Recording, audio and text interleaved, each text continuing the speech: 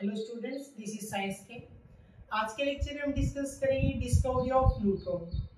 दो पॉइंट्स हम पढ़ चुके हैं, discovery of electron and proton, जो सेम एक्सपेरिमेंट से जुड़े हुए थे। डिस्चार्ज ग्लास ट्यूब, जो विलियम क्रूक्स का एक्सपेरिमेंट था, क्लियर। उसी के ऊपर फोकस करके इलेक्ट्रॉन निकाला गया और उसी की वजह से प्रोटॉन निकाला गया। आज जो डिस्कवरी ऑफ न्यूट्रॉन होगा उसमें एक अलग एक्सपेरिमेंट है, और वो क्यों हुआ वो हम डिटेल में देखेंगे। तो डिस्कवरी ऑफ न्यूट्रॉन, अब न्यूट्रॉन निकालने की जरूरत क्यों पड़ी, क्या रीजन था, जरा देखते हैं। तो न्यूट्रॉन को डिस्कवर किया था जेम्स चैडविक में 1932। ये हम कर चुके हैं, दोबारा लिख देते हैं। बाय जेम्स चैडविक इन 1932 में फाइंड आउट किया गया ये, और किसके द्वारा, स्कैटरिंग एक्सपेरिमेंट। अब ये क्यों निकाला गया, क्या जरूरत पड़ी न्यूट्रॉन की। तो देखिए कि अगर एक एलिमेंट को देखा जाए, कोई भी एलिमेंट या एटम को देखा जाए, तो उसमें दो चीजों को फोकस किया गया। एक तो उसका मास और एक चार्ज, मास और चार्ज। तो अगर हम हाइड्रोजन की बात करें, किसकी बात करें, हाइड्रोजन की अगर हम बात करें, क्लियर। तो हाइड्रोजन के अकॉर्डिंग जो मास है, यानी कि जो एटॉमिक मास है, वो ए का वैल्यू 1 होता है। तो अगर एटॉमिक मास, एटॉमिक नंबर भी 1 होता है, इलेक्ट्रॉन भी 1 है और प्रोटॉन भी 1 है।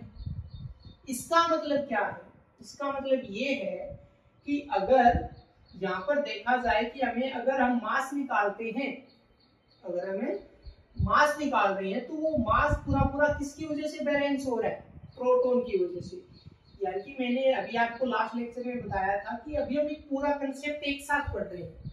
तो जब एटॉमिक मास देखा गया, तो एटॉमिक मास किसके इक्वल होता है, वो होता है प्रोटॉन की वजह से। अगर हाइड्रोजन की बात की जाए, तो हाइड्रोजन का एटॉमिक मास सिर्फ और सिर्फ किसके ऊपर डिपेंडेंट है, प्रोटॉन के ऊपर। यानी कि इसके अकॉर्डिंग किसी और पार्टिकल को निकालने की जरूरत नहीं है, क्लियर। अगर सिर्फ हाइड्रोजन को देखा जाए तो चार्ज भी बैलेंस हो रहा है, चार्ज भी क्या हो रहा है, बैलेंस हो रहा है कि यहाँ पर इलेक्ट्रॉन भी 1 है, प्रोटॉन भी 1 है, तो एक प्लस और एक माइनस है, तो चार्ज हो गया 0। तो चार्ज बैलेंस हो रहा है हाइड्रोजन के लिए। तो मास भी बैलेंस हो रहा है कि मास है वो किसकी है, प्रोटॉन के इक्वल। ये भी 1 है और ये भी 1 है। प्रोटॉन का जो मास है वो हम इक्वल टू 1 लेके चलते हैं, उस पूरे वैल्यू को छोड़कर, ठीक है। तो मास भी बैलेंस हो रहा है। लेकिन अगर अदर एलिमेंट को देखा जाता है, अदर एलिमेंट को, यानी कि फॉर एग्जांपल मैंने नाइट्रोजन ले लिया, मैंने क्या लिया, नाइट्रोजन। तो अब नाइट्रोजन में देखा जाए तो एटॉमिक नंबर कितना होता है, 7 होता है। एटॉमिक मास, यानी कि दोनों ये कितने हो गए, सॉरी, एटॉमिक नंबर कितना हो गया, 7, और एटॉमिक मास है वो कितना हो गया, 14 हो गया। तो Z का वैल्यू 7 है और A का वैल्यू है वो 14 है। तो अगर ये कंसेप्ट लगाया जाए, इसका मतलब इलेक्ट्रॉन भी इसमें 7 है और प्रोटॉन भी कितने हैं, 7 है।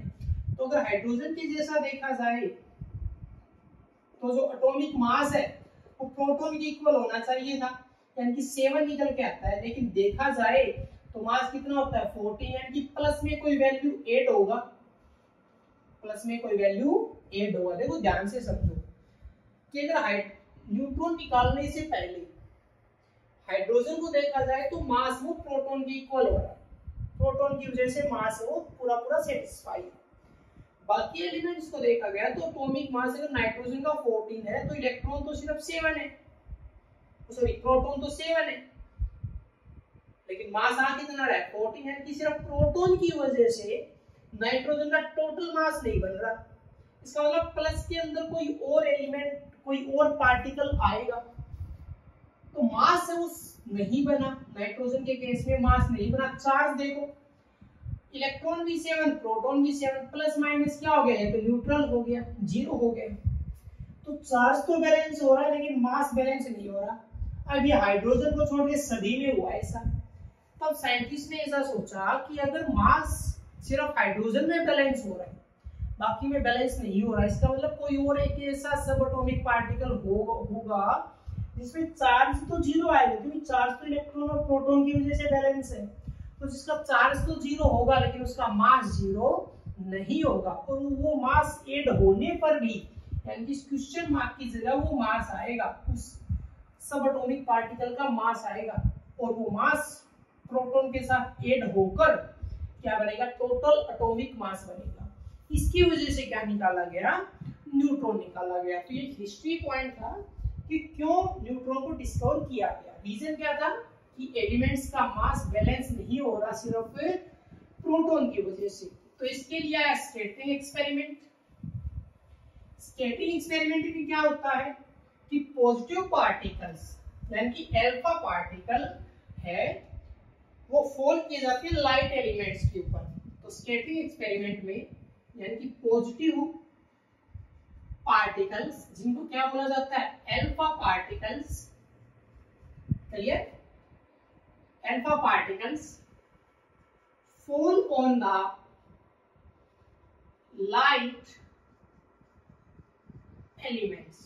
लाइट एलिमेंट्स पर फॉल किए जाते हैं। एग्जांपल के लिए लाइट एलिमेंट जैसे कि बेरिलियम हो गया, बोरोन हो गया। बेरिलियम होता है 4-9, बोरोन होता है 5-11, क्लियर। और ये जो अल्फा पार्टिकल हैं, ये अल्फा पार्टिकल एक्चुअल में क्या होते हैं, हीलियम होता है, यानी कि 2-4 क्या होता है, हीलियम होता है, क्लियर।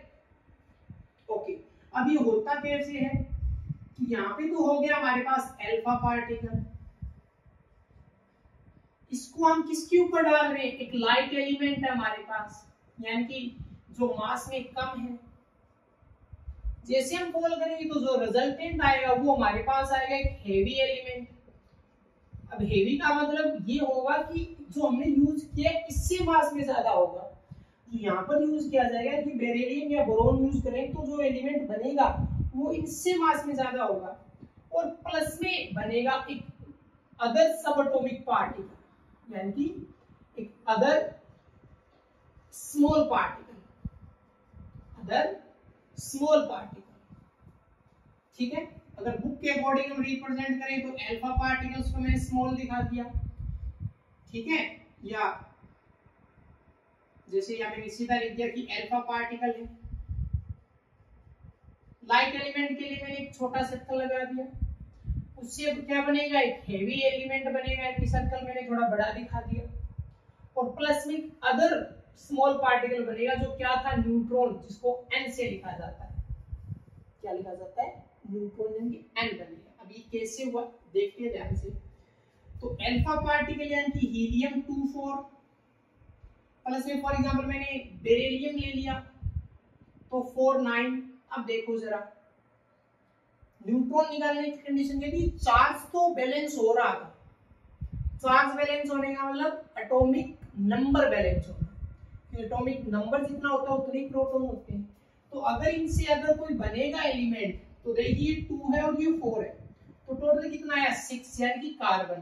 तो ये कितना होता है, 6-12 होता है, क्लियर। अभी देखो 4 + 2 कितना आया 6, चार्ज बैलेंस। अब मास देखो जरा, 9-4 कितना है 13, ये कितना है 12, यानी कि पार्टिकल और बन के आया जिसका चार्ज क्या था 0, उसका सिर्फ क्या था, मास था। क्या था, उसका सिर्फ मास था, इस पे कोई भी चार्ज नहीं था। और अगर मैं बेरिलियम की जगह अगर मैं बोरोन यूज कर रहा हूँ, यानी कि हीलियम 2-4, और अगर बोरोन यूज किया जा रहा है यानी कि 5-11 यूज किया जा रहा है, तो जरा देखिए 5 और 2 7, यानी कि नाइट्रोजन, ये होता है 40। तो आगे देखो 11 + 4 50, यानी कि फिर से एक पार्टिकल जो मास में कितना है, सिर्फ 1 है। इसको नोट कीजिए अच्छे से, क्लियर।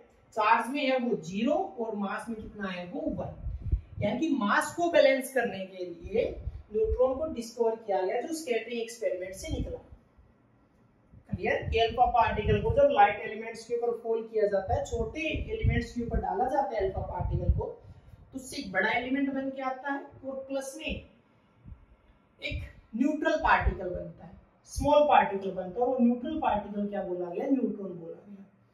अब इससे जुड़ा हुआ एक पॉइंट और आता है कि हाइड्रोजन बैलेंस हो रहा था, विदाउट न्यूट्रॉन। इसका मतलब हाइड्रोजन में न्यूट्रॉन होता ही नहीं। हाइड्रोजन जो एलिमेंट है उसमें न्यूट्रॉन नहीं होता। लेकिन अगर जहां पे बात अगर की जाए आइसोटोप्स की, किसकी की जाए, आइसोटोप्स की अगर बात की जाए तो रिजल्ट वो बदल जाते हैं। अगर हम सिर्फ हाइड्रोजन की बात करें, अब सिर्फ अगर हाइड्रोजन की बात की जाए तो हाइड्रोजन में आते हैं आइसोटोप्स। आइसोटोप्स का मतलब क्या होता है कि जो एटॉमिक नंबर है वो तो होगा सेम, और जो एटॉमिक मास है ए का वैल्यू है वो क्या होगा, डिफरेंट। और आइसोटोप हमेशा क्या होते हैं, सेम एलिमेंट के होते हैं। आइसोटोप हमेशा क्या होते हैं, सेम एलिमेंट के होते हैं। तो हाइड्रोजन की बात की जाए तो हमारे पास यहाँ आते हैं 3 आइसोटोप्स। कितने आते हैं, 3 आइसोटोप्स। एक होता है प्रोटियम, एक होता है ड्यूटेरियम, और एक होता है ट्राइटियम। प्रोटियम के लिए नॉर्मल H लिखा जाता है, यानी कि जो हम रेगुलर यूज कर रहे हैं, जो पार्टिकल हाइड्रोजन का यूज हो रहा है, जो एटम यूज हो रहा है, एक्चुअली वो प्रोटियम है। ड्यूटेरियम का आता है D, ट्राइटियम में आता है T। अब इनका अगर एटॉमिक नंबर देखा जाए, यानी कि Z का वैल्यू, एटॉमिक मास देखा जाए, न्यूट्रॉन देखा जाए, तो वो अलग अलग है। जैसे कि एटॉमिक नंबर तो इन तीनों का ही 1 1 होता है। एटॉमिक मास इसका 1, इसका 2, इसका 3। अब कुछ बेसिक फॉर्मूला होते हैं, आपको पता ही होगा क्या, कि जो एटॉमिक नंबर होता है उतने ही इलेक्ट्रॉन होते हैं और उतने ही प्रोटॉन होते हैं, तीनों वैल्यूज में इक्वल होते हैं। लेकिन अगर हमें एटॉमिक मास निकालना होता है तो वो क्या होता है, Z प्लस में हम क्या करते हैं, या तो न्यूट्रॉन, या हम क्या करते हैं प्रोटॉन प्लस में न्यूट्रॉन। क्लियर, यानी कि अगर हमें न्यूट्रॉन निकालना पड़े तो हम एटॉमिक मास में से Z एटॉमिक नंबर माइनस कर सकते हैं, या एटॉमिक मास में से हम प्रोटॉन माइनस कर सकते हैं। तो मेन फॉर्मूला ये हो गया, एक तो हमारा, एक ये हो गया। अब हम यहाँ न्यूट्रॉन निकालने तो 1 - 1 0, 2 - 1 यानी कि 1 और 3 - 1 यानी कि 2। यानी कि ये जो प्रोटियम है एक्चुअल में ये H11 है, ड्यूटेरियम है, इसका मतलब या तो मैं D लिखूं, ठीक है, या तो मैं D लिखूं, या अगर मुझे को H का यूज करके लिखना पड़े तो मैं इसको 1 2 लिखूंगा, इसको मैं H13 लिखूंगा। क्लियर, समझ गए। तो हाइड्रोजन में 3 आइसोटोप्स होते हैं। जो हम रिएक्शंस में हाइड्रोजन का यूज करते हैं लगभग वो प्रोटियम होता है।